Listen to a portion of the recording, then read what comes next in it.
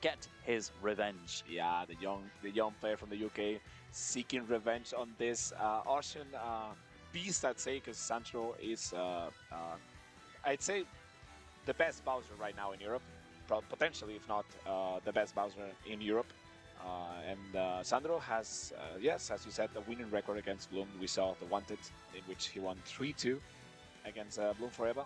Let's see if Bloom4eva is capable of, turning the tables around, just getting that win, and just set an even record until they find each other again. It is one of those matchups where before seeing the set between Sandro and Bloom, I would think, oh, Bowser's a huge body. He's going to get Bayonetta comboed for days. But at the end of the day, he's going to get comboed, but he's also going to live because the little bro is giant, and Bloom4eva just couldn't quite finish off the supermassive turtle. So that will be potentially the game-winning adaptation Bloom might need to make, is finding some kills. But Sandro, in turn, the longer you can survive, the longer you can get out of combos, the more of a hope you'll have. This one is truly a coin flip, so let's get it started. Bloom4eva's Bayonetta on the right.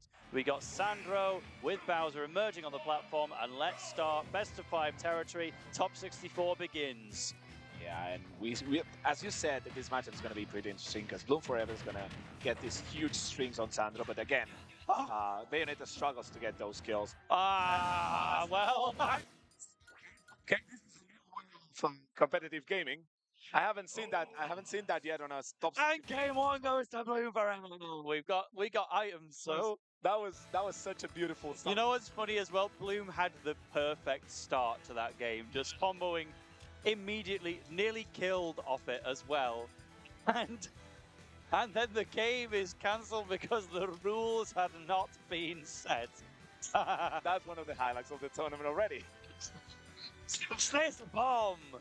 It's funny because bomb is like the one item that can naturally appear in a competitive game anyway. You just have to think, wait, is there a Peach? Who's playing Peach? Sandro's Bowser let her out of the dungeon. Little bit of tension reliever if there was any between the two players. Now, I'm pretty sure they have the rules set accordingly to what competitive game requires, and we're gonna, I think, jump into the game already. So let's start again. Let's redo the introduction. Game 1 of the first set of top 64. Is it gonna be PS2? And as you said, Sandro is gonna be suffering a lot in neutral, let's say, with the huge strings from Bayonetta. But again, that's what Bowser does. He's got some tools that are capable of getting a lot of damage, and Bowser's got a decent kill potential, I'd say. Yeah, Bowser's been through it. If you play Bowser, you accept that you're going to get comboed for a while. I mean, the poor guy's existence is just like getting rejected by Peach. That's what he lives for. He's down to take some punishment every now and again, but when you let him hit you, you will feel the ultimate force. So right now, Bloom with a big lead, but that down air, if it was just a little further to the right, Bloom might have just died. But Witch Twist is going to catch Bowser. The jump's been saved, but that makes it a linear recovery to catch with that back air. What a beautiful edge guard by the Veil. Of course, Bayonetta is a character that can last, can be forever off stage. So Bowser has got a hard time dealing with this, and another huge string by Bloom4eva, getting 72% in one interaction. That's crazy. Yeah, but a really smart air dodge in from Bloom4eva to just say, often that can be the mistake that costs you the most. But Bloom is absolutely freestyling. You would never think that Bloom had lost to Sandro in the first place because he is just doing absolutely whatever he pleases. That Witch twice, he could have just gone off and Witch timed and caught the up B hitbox, but he's like, no, I want a side B, I want to do more combos. Didn't even hit it, but let's just get it on stage instead. Oh, that didn't be the stock. Oh, okay, he didn't land the platform. Yeah, as you were saying, Bloom4eva was playing really patient. He could have gone all in, but maybe they didn't want to risk, getting reversed. Because Bowser can reverse you as well with an air, with a back air or whatever. Yeah, one side B, this could be an even game right now, you know? So it's true that Bloom4eva was playing a little bit more patient. Of course, Bowser's a big guy, so it's difficult to get the stock from him. Already at 200%, but that's not going to be enough. And Sandro has to play this game, the patient game, try to get some hits in, and then once you have rage and you have some percentage, try to abuse that fortitude of Bowser. Yeah, like forward throw from Bayonetta, a quote-unquote kill throw. Bloom is dead! One single hit of Bowser's recovery, clipping Bloom on the way, and then he was just forced to restart his recovery on the fly. And sometimes Bayonetta, when she can recover for days if you've planned out what you're going to do. But sometimes if you just have to do it all of a sudden out of nowhere, nearly killing with afterburner kick. Okay, that will do. F smash will equalize, but that is a crisis for Bloom4eva right now. You do not want to lose stocks like that. We just saw 0 to death by Sandro, but it's not the way 0 to deaths are meant to be, you know? We saw someone at 0 and we saw a death. I'm not sure we saw a 0 to death. But it was a one-hit KO. It's like KO punch, you know? But here we go. Speaking of 0 to deaths, Bloom4eva is just going to take Sandro off the side, and at 77, that is going to be a much earlier kill from Bloom4eva. For every stock where you take someone to 220, you have to fire back with a stock that makes it to 77 and you die. It reminded me of when we were young and we were playing on the Hyrule Castle. Yeah. You know, in the pit. And you got always at 200, 300. I was always too focused on doing the jump. I'm trying to get back up to the top. But so this character can do it, right? But yeah. Bayonetta definitely can, as long as she has a hitbox to pass along the way to get that second afterburner kick. But good grief, she can recover for days. Bowser cannot, but at least the up B has some safety with the hitbox. But that double jump's been caught in the middle of the stage, just making it back down. But Bloom is keeping this going. Up tilt fails to connect into itself, and that's the only saving grace that Sandro has had there. Yeah, 100% already on Sandro's court. This is not downer. That's not going to be long. Bloom4eva escapes what seemed like a possible death. Good stuff by the UK player, just avoiding that there, because it would have been massively critical for him. Yeah, it's almost like Sandro maybe didn't know whether or not he would need to follow up, because the last time he killed Bloom in that position, Bloom died at 1. Whereas now it's like, you got the down air, have I done it? No, you haven't, but you will! Get the nair into back air, and that is going to put Sandro in the lead again. That's not going to be enough to any of the other characters in the cast probably would have been, but Bowser is one of the heaviest characters in the cast, so it's kind of difficult to get kills from him, especially as Bayonetta. You can struggle, and doing this perfectly is just writing up some damage, and I think Bloom4eva is already at kill percent. Yeah, well, again, the platforms are going to be saved a little bit later on for when Bloom is truly at risk of dying to a flying slam. Abaka would definitely deal it, but Bloom4eva at 187, you should be worried about Bowser dying, right? Why are we more concerned about Bloom dying? That's just the way that Bayonetta Bowser can go sometimes. Okay, the market's gonna seal it. Good stuff by Bloom4eva. Every time, I don't know if you've seen many Bowser do this, but Sandro inflicts so many you know, danger options, so many difficulties to the other player, because you don't know what's going to happen with Sandro. And he's really aggressive sometimes. He picks options that you don't expect. And sometimes, and you will make it back from that as well. Getting afterburner kick to the left, afterburner kick to the right. And Sandro now on last stock for game 2, but there's the 2-frame option. It didn't even need to 2-frame, just caught the neutral get up from Bloom4eva, and it is even again. Now we're really seeing why these two players have such a storied record of a whole one set. But how many people have a winning record on Bloom4eva? I could probably count them on 2 hands. Yeah, it's really difficult to notice, because on first game it seemed like even with the SD, Bloom4eva was on winning hand. But I think Sandro adapted really well to what Bloom is proposing. But right now, Sandro is struggling a little bit to get off the edge of the edge of situations. But again, it's only healthy rage, you know. Yeah, Sandro simply needs to not worry about the percents right now. You get the right hit, you will kill. And that could have been it! Bloom4eva's perfect timing on the air dodge to get out of a situation that otherwise absolutely would have taken that stock. So, Bloom4eva for the answer, it's not going to be enough, but let's see what it does. The side B is going to definitely be enough, and Bloom4eva loses game 2. It is 1-1, tail of the toaster. This is why we were so excited about this set. Bloom could deal twice as much damage as Sandro in a set, and might just lose to the well-placed options of Sandro. Actually, as well, I love that the side B was saved until it was perfectly at kill percent, because when there was a landing air dodge from Bloom4eva earlier, we saw Sandro just opted for the up tilt, I think it was. And I was sat there thinking, you could side B there. Like, you know what side Bloom is on, but it wouldn't have killed there. It did on the next one. So keep it fresh, keep it killing. Great awareness by the Austrian player, just knowing that Bloom4eva air dodge had put him in this really bad spot. So reset the juggle position and just wait for him to land again, and the second time just hit the side B. But Bloom4eva right now, he wants to start with a good start on game 3. Whoa! Oh, the second by... Yeah, really wasn't expecting an up air there. I think Sandro was maybe bracing for a back air at best, but when you're sent up, sometimes that little angle of the PS2 side, you don't know when you're going to hit that wall. So that is Bloom4eva with a comfy lead right now, and that's exactly what you need in a matchup like Bayo Bowser, where you can lose your stock at any moment.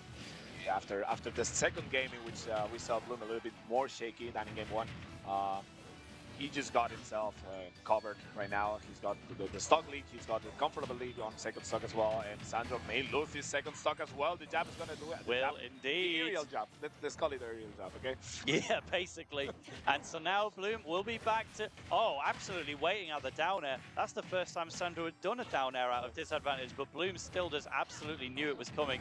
Ran away and then get back in position to punish. Oh no, caught at the top, but that early jump, Sandro did such a good job of SDIing down to get away from what potentially would have been a kill.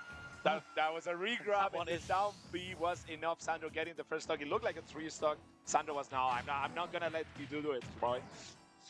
Yeah, but that's the first kill of 3 that you're going to need to get. Sandro has to absolutely have the stamina of a god to pull off this one. Things are looking good for Bloom, but don't forget that previous set was 3-2. This is well within possibilities, but Bloom4eva! That was mean. Just the burner kick side to side again, grabbing the ledge and not letting Sandro come back down. Absolutely, just on... Like, what's the most positive way we can call autopilot? Just an automatic side B machine was edge guarding Sandro there. That's a win. That's a win against Bowser. It's like, I don't care if I'm doing the same move 4 times in a row. It's going to work. If you didn't broke, that's your problem. Right? If you didn't broke, don't fix it. And Bloom4eva just waited for the moment to throw a backer, which was certainly not at 150 and off stage. Sandro losing game 3 and on the verge of falling into the losers bracket. That's not what the Argentine player wants, so let's see if he's capable of changing.